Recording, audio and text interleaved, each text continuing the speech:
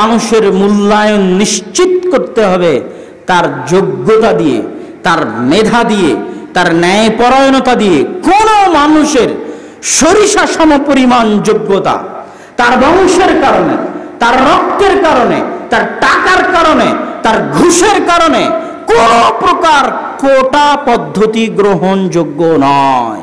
সকলে সমান। কে কোন বংশ থেকে এসেছে, কে কার ছেলে, কে কোথাকার কোন দায়িত্বশীল, কোনো কিছু ধর্তব্য নয়।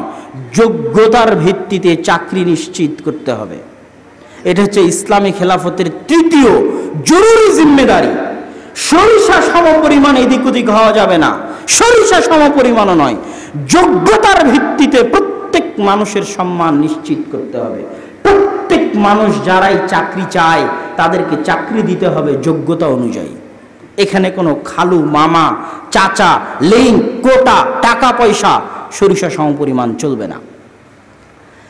ইসলামী খেলাফতের মৌলিক তিনটা জিনিস আপনাদের সামনে স্পষ্ট করার পর এবার বলতে চাচ্ছি,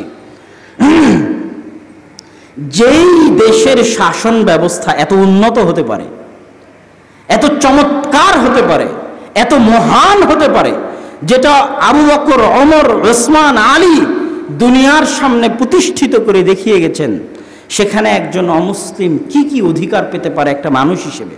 প্রথমত আমি প্রমাণ করেছি মানুষ হিসেবে একজন মানুষকে ইসলাম কতটা সম্মান দেয়। দ্বিতীয়ত প্রমাণ করেছি একটা ইসলামী রাষ্ট্র, ইসলামী খেলাফায় মূল যে তিনটা দায়িত্ব এবং কর্তব্য যেটা নিশ্চিত করতে হবে ইসলামী খেলাফাকে, সেটা বলেছি। সেটার পরে এবার আপনি কল্পনা করেন একজন অমুসলিম, একজন সংখ্যালঘু যদি পূর্ণাঙ্গ ইসলামী খেলাফা থাকে, সেখানে সে কিভাবে জীবন যাপন করতে পারে, কত উন্নত জীবন যাপন করতে পারে, কত নিরাপদ জীবন যাপন করতে পারে, যা সে কল্পনাও করতে পারবে না। এবার সেটা আমি একটু বিস্তারিত খুলে বলি। একটি রাষ্ট্রে, রাষ্ট্র ব্যবস্থায় যদি ইসলামী খেলাফা থাকে, অমুসলিমদের ওপর তিনটা নাম প্রয়োগ হয়।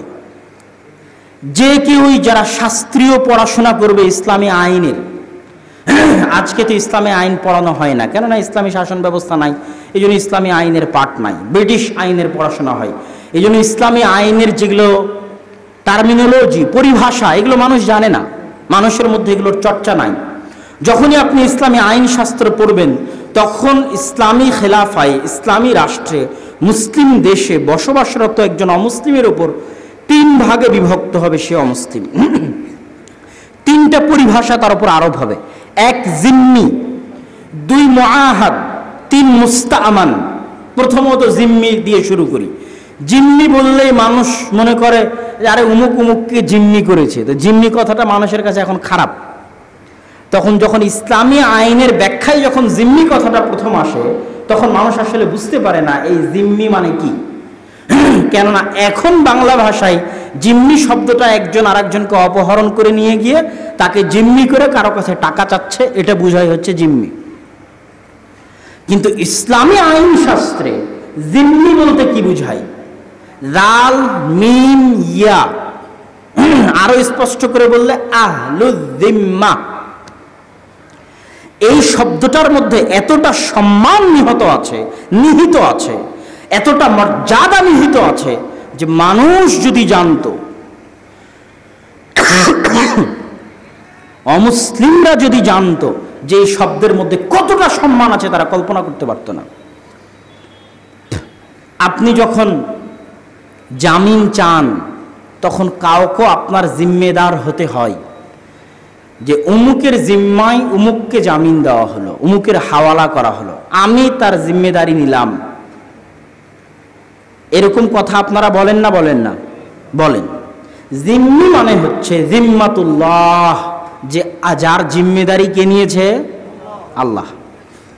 জিম্মাতু রাসূলিল্লাহ, আল্লাহ রাসূলের জিম্মেদারি।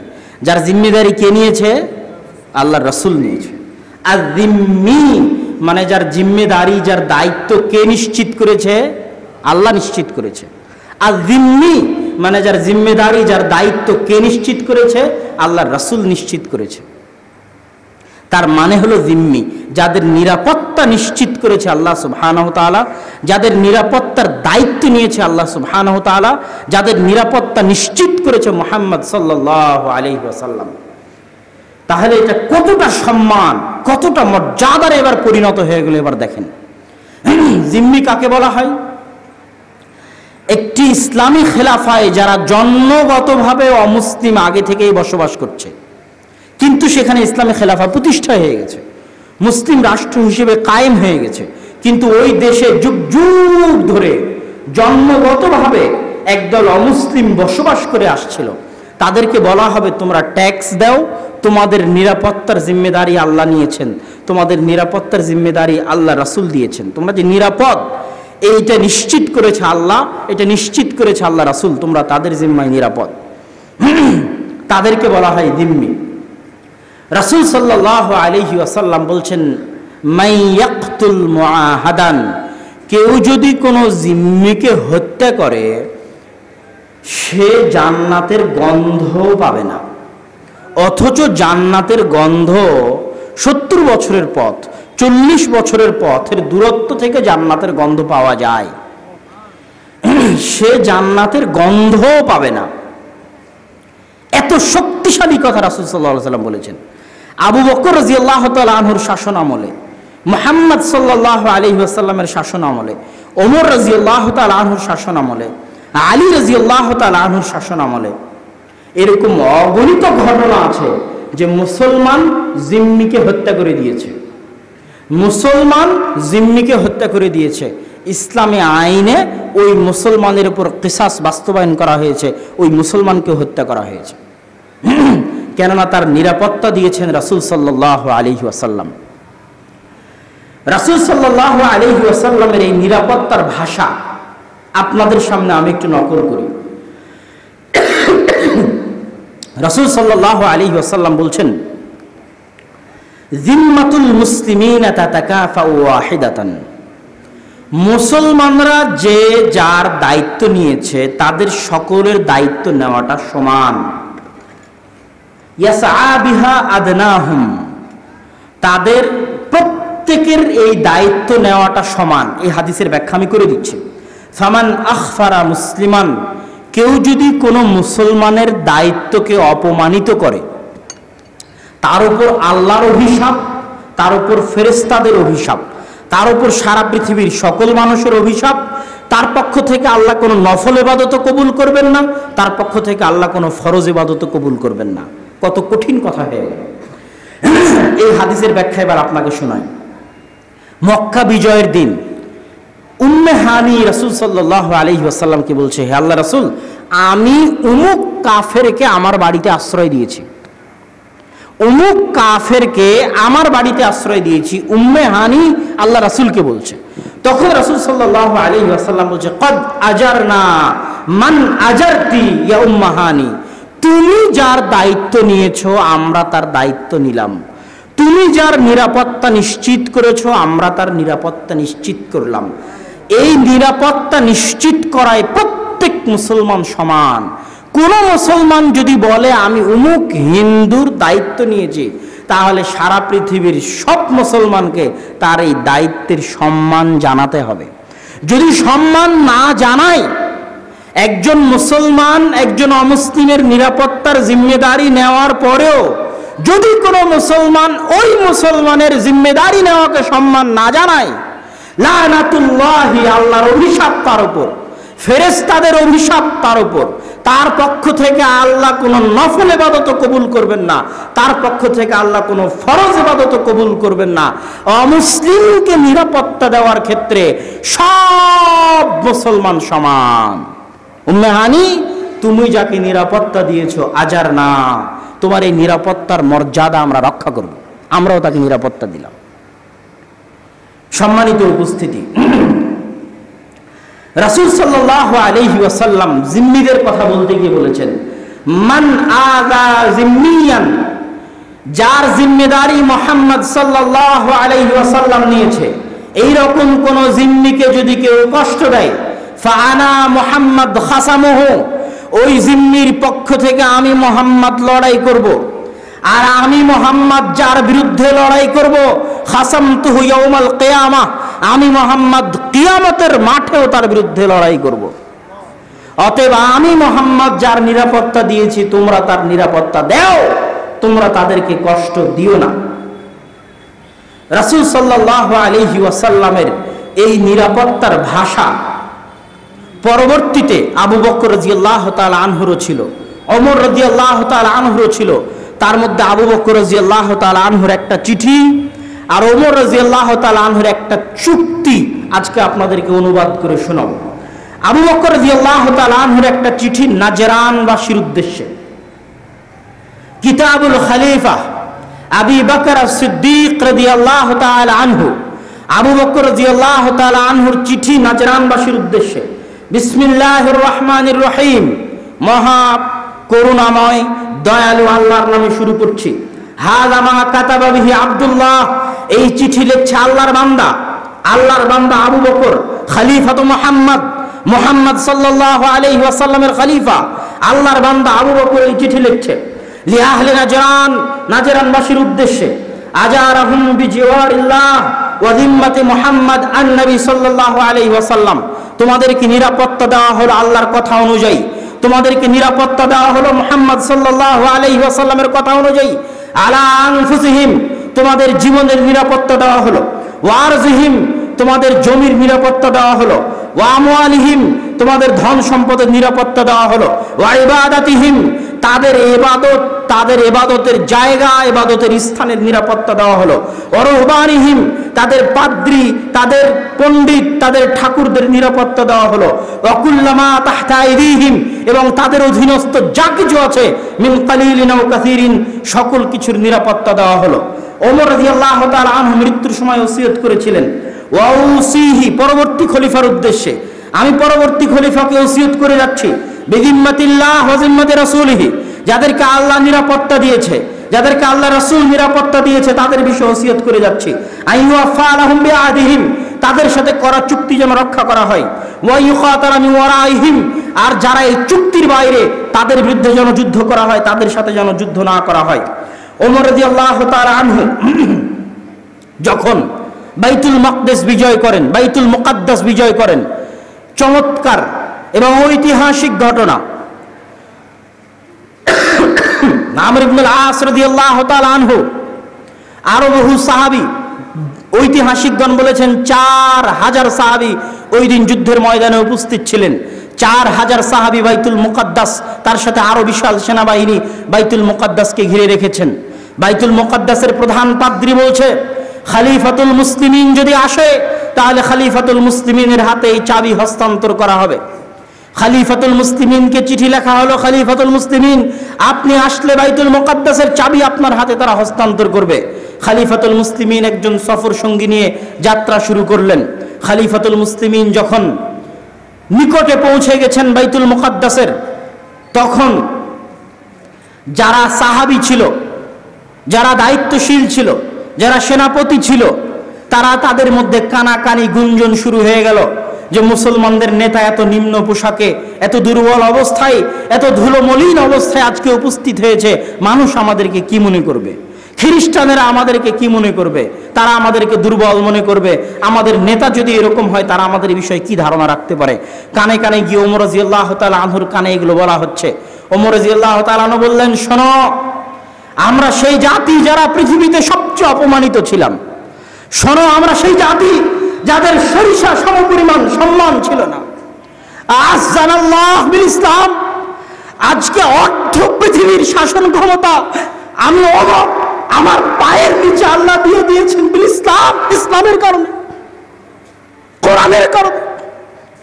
আজকে আমার যে সম্মান, আমার যে মর্যাদা, এটা এই পোশাক নির্ধারণ করতে পারে না। ওমর, আমার মতো অপমানিত মানুষকে, আমার মতো মূল্যহীন মানুষকে আল্লাহ এই সম্মান দিয়েছেন ইসলামের কারণে, কোরআনের কারণে। খলিফাতুল মুসলিমিনের বেশভূষা, আচার আচরণ দেখে তাদের পাদ্রী বলল, হ্যাঁ, ইনি সেই ব্যক্তি যার কথা আমাদের বাইবেলে লেখা আছে, যিনি বাইতুল মুকাদ্দাস বিজয় করবেন, ইনি সেই ব্যক্তি। অতএব তার সাথে আমরা চুক্তিতে যেতে চাই। সেই চুক্তি এখনো ফিলিস্তিনের কিয়ামাহ গির্জায়, কানিসাতুল কিয়ামা, অনেক পুরাতন গির্জা, খ্রিস্টানেরা মনে করে সেখানেই মারিয়াম আলাইহিস সালাতু ওয়াস সালাম, ঈসা আলাইহিস সালাতু ওয়াস সালামের জন্মস্থান বা তার ইবাদত স্থান, এই বলে তারা সম্মান করে। ওই চুক্তি এখনো সেখানে আছে। ওমর রাদিয়াল্লাহু তাআলা আনহু সেই চুক্তির ভাষা আমি আপনাদেরকে পড়ে শোনাচ্ছি।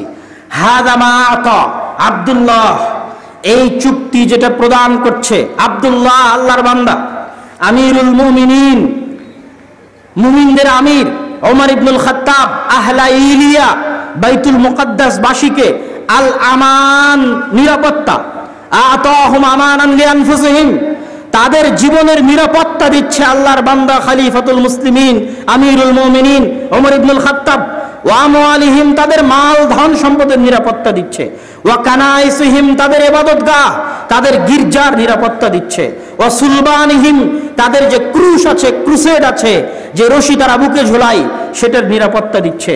ওয়াসাইরা, এবং তাদের যা কিছু আছে তাদের অধীনস্থ সবকিছুর নিরাপত্তা দিচ্ছে।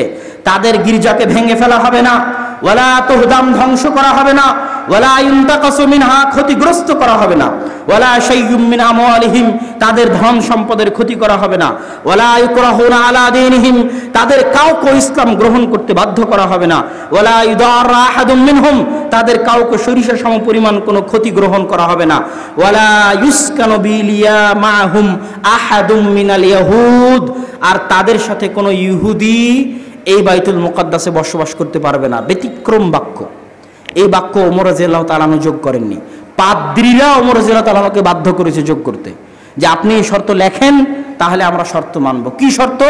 এখানে কোনো ইহুদি বাস করতে পারবে না। আল্লাহু আকবার। ওই চুক্তি এখনো কিয়ামা গির্জায় আছে, যে পাদ্রীরা ওমর রাদিয়াল্লাহু তাআলা আনহুর কাছ থেকে চুক্তি করে নিয়েছে যে বাইতুল মুকদ্দাসে কোনো ইহুদি বসবাস করতে পারবে না। খ্রিস্টানদের করা চুক্তি ওমর রাদিয়াল্লাহু তাআলা আনহুর সাথে। এই চুক্তির মূল্যায়ন যখন যে ফিলিস্তিনের দায়িত্বশীল হয়েছে, সালাহুদ্দিন আইয়ুবী হোক, যেই হোক, সালাহুদ্দিন আইয়ুবী যখন ফিলিস্তিন দখল করে, তখন মুসলমানদের হৃদয় অনেক কষ্টে জর্জরিত, অনেক দুঃখে জর্জরিত। কেন? এর আগে মুসলমানেরা যখন বাইতুল মুকদ্দাস হারিয়ে ফেলে, তখন 70,000 মুসলমানকে কুচু কাটা করে, জবাই করে গোটা বাইতুল মুকদ্দাসের অলিতে গলিতে তাদের রক্ত প্রবাহিত করা হয়েছে। সেই কষ্ট, সেই দুঃখ নিয়ে সালাহুদ্দিন আইয়ুবী বাইতুল মুকদ্দাস বিজয় করেছে। কিন্তু এই চুক্তির সম্মান রক্ষা করতে গিয়ে, ওমর রাদিয়াল্লাহু তাআলা আনহুর করা চুক্তির সম্মান রক্ষা করতে গিয়ে, একটা খ্রিস্টানের গায়ে তিনি টাচ করেননি, আঘাত করেননি। একজন খ্রিস্টানের গায়েও তিনি টাচ করেননি, আঘাত করেননি। একটা গির্জায় তিনি টাচ করেননি, আঘাত করেননি। চুক্তি ওমর রাদিয়াল্লাহু তাআলা আনহুর, জিম্মা ওমর রাদিয়াল্লাহু তাআলা আনহুর।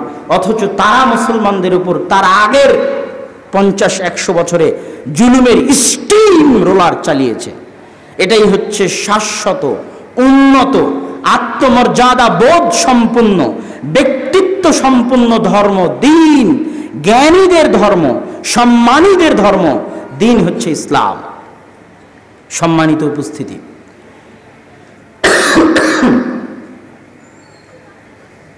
এক নম্বর আলোচনায় ছিলাম জিম্মি। দ্বিতীয় স্তর হচ্ছে তারা যাদেরকে বলা হচ্ছে মুস্তাআমান। মুস্তাআমান মানে এই দেশের অধিবাসী নয়, ইসলামী রাষ্ট্রের অধিবাসী নয়, ইসলামী খেলাফার অধিবাসী নয়, কিন্তু ভিসার আবেদন করে নিরাপত্তা নিয়ে ইসলামী রাষ্ট্রের ভিসা পেয়ে ইসলামী রাষ্ট্রে এসেছে। তার রক্ত হারাম, তার ইবাদতের জন্য সে স্বাধীন, তার জানমাল নিরাপদ, তার রক্ত নিরাপদ। 3, মুআহাদ, ওই দেশের নাগরিক যে দেশের সাথে ইসলামী খেলাফা চুক্তি করেছে। যেমন হুদাইবিয়ার সন্ধিতে রাসূল সাল্লাল্লাহু আলাইহি ওয়াসাল্লাম কাফেরদের সাথে চুক্তি করেছেন, দারুল কুফরের সাথে চুক্তি করেছেন, ওই চুক্তি রাসূল সাল্লাল্লাহু আলাইহি ওয়াসাল্লাম আদায় করেছেন। এইরকম যে কোনো চুক্তিবদ্ধ কাফের রাষ্ট্র, যে কোনো চুক্তিবদ্ধ অমুসলিম রাষ্ট্রের সকল অমুসলিম ইসলামের দৃষ্টিতে নিরাপদ। তাদের জানমাল, তাদের ধন সম্পদ, তাদের ইবাদত হচ্ছে মুসলমানদের নিকটে নিরাপদ। সম্মানিত উপস্থিতি, একটা আয়াত দিয়ে আজকের বক্তব্যের দ্বিতীয় অংশ, এটা আজকের বক্তব্যের প্রথম অংশ ছিল, একটা আয়াত দিয়ে আজকের বক্তব্যের দ্বিতীয় অংশের দিকে যাব। সে আয়াত কি? আল্লাহ সুবহানাহু ওয়া তাআলা বলছেন ওয়ালা তাসুব্বুল্লাযীনা ইয়াদউনা মিন দুনিল্লাহ ফায়াসুব্বুল্লাহ আদুওয়াম বিগাইরি ইলম, যারা আল্লাহ ব্যতীত অন্য কারো ইবাদত করে তাদের মূর্তিকে, তাদের দেবদেবীকে তোমরা গালি দিও না। আল্লাহর আদেশ, সূরা আনআম 108। যারা আল্লাহ ব্যতীত অন্য কোন দেবদেবী মূর্তির ইবাদত করে তাদের দেবদেবীকে তোমরা কি দিও না? গালি দিও না। কি হবে? তোমরা যদি গালি দাও ফায়াসুব্বুল্লাহ, তারাও রাগ বশত, ক্রোধ বশত কাকে গালি দিবে? আল্লাহকে। এর চেয়ে বড় কথা, মুসলমানদের শিক্ষার জন্য, মুসলমানদের জ্ঞানের জন্য, মুসলমানদের ব্যক্তিত্বের জন্য, মুসলমানদের ভারাত্বের জন্য, মুসলমানদের আত্মমর্যাদার জন্য আর কিছু হতে পারে না। মুসলমানদেরকে আল্লাহ সুবহানাহু ওয়া তাআলা 2 নাম্বার রাস্তায় সম্মান দিবেন না। আমরা অত্যাচারিত, এ কথা ঠিক, আমরা অনিরাপদ, এ কথা ঠিক, কিন্তু আমরা 2 নাম্বার রাস্তা অবলম্বন করে সম্মান পাবো না। আমরা যদি সম্মান পাই 1 নাম্বার রাস্তা অবলম্বন করেই আমাদেরকে সম্মান পেতে হবে, সেটা কোরআন এবং হাদিসের দেখানো পথ। সম্মানিত উপস্থিতি, এবার আলোচনার দ্বিতীয় অংশে যাই। সেটা হচ্ছে মুসলমানদের জন্য, বিশেষ করে বাংলাদেশের মুসলমানদের জন্য কি করণীয়। আমি বলি প্রথমত জ্ঞান অর্জন করা, বিশেষ করে ইতিহাসের জ্ঞান অর্জন করা। আপনি 2টো ইতিহাস অবশ্যই পড়বেন, নিজের সন্তানদেরকে পড়াবেন। 1, ইসলামের সামগ্রিক ইতিহাস। 2, মুসলিম বাংলার স্বাধীন সুলতানি শাসনামলের ইতিহাস। নবাব সিরাজউদ্দৌলার আগের পর্যন্ত, ইখতিয়ার উদ্দিন মোহাম্মদ বিন বখতিয়ার খিলজির পর থেকে নিয়ে নবাব সিরাজউদ্দৌলার আগ পর্যন্ত যে ইতিহাস, এই ইতিহাস হচ্ছে আমাদের আসল বাপদাদার ইতিহাস, আমাদের সত্যিকার পিতামহ, প্রপিতামহ, তার পিতা, তার পিতার ইতিহাস। এই ইতিহাস যদি আমরা ভুলে যাই তাহলে আমাদের অস্তিত্বকে আমরা বিক্রি করে দিলাম। এই ইতিহাস যদি আমরা অবমূল্যায়ন করি তাহলে আমরা আমাদের অস্তিত্বকে বিক্রি করে দিলাম। ইতিহাস জানা মানে নিজের অস্তিত্ব ধরে রাখা, বাস্তবে রূপ না পাক, কিন্তু ওই ইতিহাস জানা মানেই আপনি নিজেকে জানলেন, ওই ইতিহাস চেনা মানে আপনি নিজেকে চিনলেন। অতএব এই ইতিহাস আপনাদেরকে জানতে হবেই, এই ইতিহাস আপনাদেরকে চিনতে হবেই। ইখতিয়ার উদ্দিন মোহাম্মদ বিন বখতিয়ার খিলজি যখন 1204 খ্রিস্টাব্দে গৌড় বিজয় করেন, নদিয়া গৌড় বিজয় করার পর তিনি লখনৌতি বা গৌড়তে রাজধানী স্থাপন করেন, যেটা পরবর্তীতে 500-600 বছর যাবৎ স্বাধীন সুলতানি শাসন আমলের রাজধানী ছিল। ওই আমলেই চাঁপাইনবাবগঞ্জের সোনা মসজিদ, ওই আমলেই রাজশাহীর বাঘা মসজিদ, ওই আমলেই নওগাঁর কুসুম্বা মসজিদ সহ এই দেশের যত পুরাতন মসজিদ পাবেন, 500 বছর আগের যত পুরাতন মসজিদ, প্রত্যেক পুরাতন মসজিদ ওই স্বাধীন সুলতানি শাসন আমলের ইতিহাস এবং ঐতিহ্য বহন করে। এবং বাংলাদেশ সীমান্তের সোনা মসজিদ বর্ডার যখন ক্রস করবেন, তখন সোনা মসজিদ বর্ডার ক্রস করার পর থেকে নিয়ে মালদা ওল্ড স্টেশন পৌঁছা পর্যন্ত এই বিশ্ব রোডের হাতের 2 ধারে অসংখ্য অগণিত মসজিদ, অসংখ্য অগণিত মাদ্রাসা এবং মসজিদ পুরাতন আদিকালের পাবেন।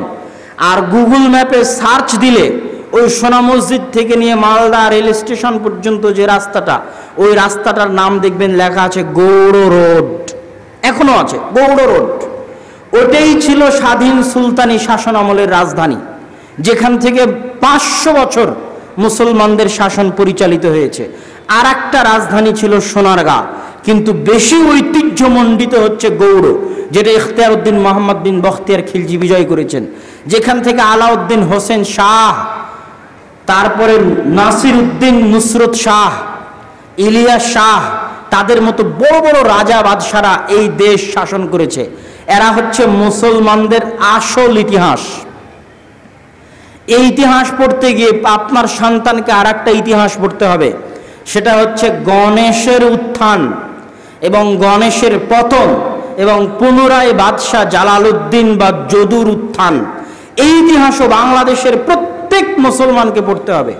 এর মধ্যে বাংলাদেশের প্রত্যেক মুসলমানের অস্তিত্ব নিহিত রয়েছে, বাংলাদেশের প্রত্যেক মুসলমানের স্বাধীনতা নিহিত রয়েছে এই ইতিহাসের মধ্যে। যে রাজা গণেশের কিভাবে উত্থান হলো, ইখতিয়ার উদ্দিন মোহাম্মদ বিন বখতিয়ার খিলজি স্বাধীন বাংলা জয় করার পরেও রাজা গণেশের কিভাবে উত্থান হলো, আবার তার পতন ঘটিয়ে জালালউদ্দিন কিভাবে ক্ষমতা দখল করলেন। আরেকটা ইতিহাস আপনাদেরকে জানতে হবে। এই স্বাধীন সুলতানি শাসন আমল চলতে থাকে মোগলদের আগ পর্যন্ত। মোগলরা সর্বপ্রথম এই বাংলাকে একটা প্রদেশ বানিয়ে দিল্লির অধীনস্থ করে। সুবে বাংলা, সুবা মানে হচ্ছে প্রদেশ, সুবে বাংলার সুবেদার, সুবেদার মানে সুবে বাংলার যিনি দায়িত্বশীল। তার আগ পর্যন্ত এই বাংলা ছিল স্বাধীন, স্বাধীন সুলতানি শাসন আমল।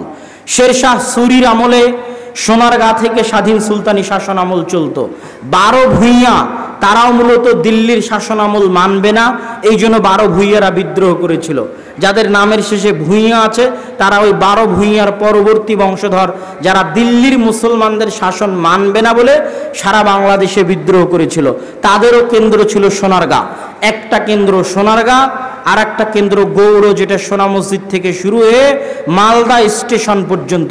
এই দুই কেন্দ্র থেকে পুরো বাংলাদেশ মুসলমানদের অধীনে পরিচালিত হতো 550-600 বছরের ইতিহাস। এবার আরেকটা ইতিহাস মুসলমানদেরকে অর্জন করতে হবে, জানতে হবে। সেটা হচ্ছে ব্রিটিশরা যখন পুরো ভারত উপমহাদেশ দখল করে নিল, তখন শাহ ইসমাইল শহীদের ইতিহাস, সৈয়দ আহমদ বেরলভীর ইতিহাস, তাদের পরিশ্রম, তাদের রক্ত, তাদের ইতিহাস, তাদের দাওয়াত, তাদের বিপ্লব, তাদের ঐতিহ্য প্রত্যেক মুসলমানের সন্তানকে জানতে হবে। কেন? ওটার মধ্যে ভারত, পাকিস্তান, বাংলাদেশের মুসলমানদের আসল স্বাধীনতা নিহিত আছে। শাহ ইসমাইল শহীদের আন্দোলন এবং সৈয়দ আহমদ বেরলভীর আন্দোলন, মাওলানা বেলায়েত আলীর আন্দোলন, মাওলানা এনায়েত আলীর আন্দোলনের মধ্যে শুধু বাংলাদেশ নয়, গোটা ভারত, পাকিস্তান, বাংলাদেশের মুসলমানদের স্বাধীনতার আসল ইতিহাস শাহ ইসমাইল শহীদ এবং সৈয়দ আহমদ বেরলভীর আন্দোলনের মধ্যে নিহিত আছে। এবার আসি শুধু বাংলাদেশের মুসলমানদেরকে কোন ইতিহাসটা পড়তে হবে।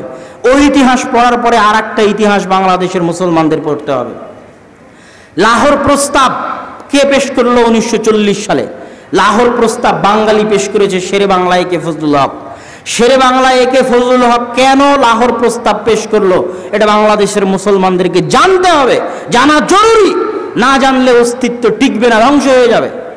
বাংলাদেশের মুসলমানদের আর একটা ইতিহাস জানতে হবে, কেন স্যার সলিমুল্লাহ বঙ্গভঙ্গ করতে চেয়েছিলেন। সেই বঙ্গভঙ্গ কারা রদ করলো? বঙ্গভঙ্গ রদ করাতে কেন ঢাকা, রাজশাহী, রংপুর, চিটাগাং, সিলেট, বরিশাল, খুলনা, এই বিশাল অঞ্চলের মুসলমানেরা কেন বঙ্গভঙ্গ রদ করাতে অসন্তুষ্ট হয়েছিল, এটা মুসলমানদের জানতেই হবে। ইংরেজরা যে লাখেরাজ সম্পত্তি বাজেয়াপ্ত করেছিল, লাখেরাজ মানে যেই সম্পত্তির ট্যাক্স দেওয়া লাগবে না, খারাজ কর দেওয়া লাগবে না, ট্যাক্স দেওয়া লাগবে না, সেটাকে বলা হয় লাখেরাজ। দীর্ঘ 600 বছরের শাসন আমলে যত মুসলিম বাদশাহ, মুসলিম সরকার, মুসলিম খলিফা শত শত হাজার হাজার বিঘা সম্পত্তি মসজিদ মাদ্রাসার নামে দান করেছিল। এক জরিপ অনুযায়ী গোটা ভারত, পাকিস্তান, বাংলাদেশের 5 ভাগের 1 ভাগ সম্পত্তি এই দীর্ঘ 600 বছরে আলাউদ্দিন হোসেন শাহের আমলে, নুসরত ফতেহ শাহের আমলে, তারপরে শেরশাহ সুরির আমলে, বাদশাহ জাহাঙ্গীরের আমলে, শায়েস্তা খাঁর আমলে, ইখতিয়ার উদ্দিন মোহাম্মদ বিন বখতিয়ার খিলজির আমলে, এই দীর্ঘ 600 বছরের শাসন আমলে গোটা ভারত, পাকিস্তান, বাংলাদেশের 5 ভাগের 1 ভাগ সম্পত্তি মসজিদ মাদ্রাসার নামে দান করা ছিল। কোথায় এই সম্পত্তি? ব্রিটিশরা সব বাজেয়াপ্ত করে সরকারি সম্পত্তিতে বানিয়ে সেটাকে পুনরায় জমিদারি হিসেবে বন্টন করে দিয়েছে। এই জন্য এখন যত মসজিদ মাদ্রাসা আছে সব 60 বছর আগের, 100 বছর আগের, 150 বছর আগের দান করা। তো মুসলমানেরা কি এদেশে 150 বছর থেকে বাস করে? মুসলমানেরা এই দেশে 800 বছর থেকে বাস করে। ওই ব্রিটিশদের 190 বছরের আগে 600 বছর দেশে মুসলমানরা ছিল। ওই 600 বছরের মসজিদের জমি কই? ওই 600 বছরের মাদ্রাসার জমি কই? তারা কি দান করেনি? কোনো মুসলমানই কি ছিল না যারা মসজিদ মাদ্রাসা আবাদ করত? গোটা ভারত, পাকিস্তান, বাংলাদেশের 5 ভাগের 1 ভাগ সম্পত্তি মসজিদ মাদ্রাসার নামে দান করা ছিল। লাখেরাত সম্পত্তি ব্রিটিশরা বাজেয়াপ্ত করে গেছে। এই ইতিহাস মুসলমানদেরকে পড়তে হবে। আর একটা ইতিহাস মুসলমানদেরকে পড়তে হবে, সেটা কি? শেখ মুজিবুর রহমানের অসমাপ্ত আত্মজীবনী পড়তে হবে প্রত্যেক বাংলাদেশিকে। শেখ মুজিবুর রহমানের লেখা অসমাপ্ত আত্মজীবনী পড়তে হবে। ওই অসমাপ্ত আত্মজীবনীর মধ্যে বাংলাদেশের স্বাধীনতা নিহিত আছে, প্রথম থেকে শেষ পর্যন্ত পড়তে হবে। কেন শেখ মুজিবুর রহমান হোসেন শহীদ সোহরাওয়ার্দীর অধীনে থেকে কলকাতা ইসলামিয়া কলেজে পড়া অবস্থায় স্বাধীন এই পূর্ববঙ্গ পাকিস্তানের অধীনে নেওয়ার জন্য সারা বাংলাদেশ হোসেন শহীদ সোহরাওয়ার্দীর অধীনে আন্দোলন করেছেন। সেই আসামের করিমগঞ্জের ঘটনা, ওখানে শেখ মুজিবুর রহমান ওখানে লিখেছেন আসামের করিমগঞ্জের ঘটনা, কিভাবে সিলেটকে কত কষ্ট করে কত রক্ত ঝরিয়ে বাংলাদেশের অংশ করেছেন, সেটা তিনি অসমাপ্ত আত্মজীবনীতে লিখেছেন। কেন আলাদা বাংলাদেশ প্রয়োজন? পশ্চিমবঙ্গের সাথে না গিয়ে কেন এদেশের মুসলমানেরা বঙ্গভঙ্গ চেয়েছিল? কেন শেরে বাংলা একে ফজলুল হক লাহোর প্রস্তাব পেশ করেছিল? আর কেন শেখ মুজিবুর রহমান হোসেন শহীদ সোহরাওয়ার্দীর সাথে অসমাপ্ত আত্মজীবনীতে লেখা ইতিহাস প্রত্যেক মুসলমানকে পড়তে হবে? আমি বলবো না কিছু, কিন্তু জ্ঞানার্জনের মধ্যেই প্রত্যেক মুসলমানের স্বাধীনতা আছে, প্রত্যেক মুসলমানের অস্তিত্বের পরিচয় আছে, প্রত্যেক বাংলাদেশীর নিজস্ব অস্তিত্বের পরিচয় আছে, নিজস্ব আসল সঠিক এবং উত্তম অস্তিত্বের পরিচয় আছে। এই পরিচয় আপনাদেরকে স্বাধীন রাখবে, আর এই পরিচয় যদি আপনারা হারিয়ে ফেলেন তাহলে স্বাধীনতাও হারিয়ে ফেলবেন। আল্লাহ সুবহানাহু ওয়া তাআলা বাংলাদেশের মুসলমানদেরকে যাবতীয় বিপদ আপদ, বালা মুসিবত, দুনিয়াবী বিপদ, আসমানি বিপদ থেকে রক্ষা করে এই দেশকে যুগ যুগ কাল কাল কিয়ামত পর্যন্ত এই দেশের মুসলমানদেরকে স্বাধীনভাবে মাথা উঁচু করে এই দেশে বসবাস করার এবং দ্বীনের খেদমত করার তৌফিক দান করুক। আল্লাহুম্মা আমিন। বক্তব্যের শেষে এসে আপনাদের নিকটে অনুরোধ, আল জামিয়া আস-সালাফিয়া শায়েখ আব্দুর রাজ্জাক বিন ইউসুফ মাসিক আল ইতিসাম সালাফি কনফারেন্স, এই তিনটা জিনিস ভুলবেন না। মাসিক আল ইতিসাম ভুলবেন না, সালাফি কনফারেন্স ভুলবেন না, জামিয়া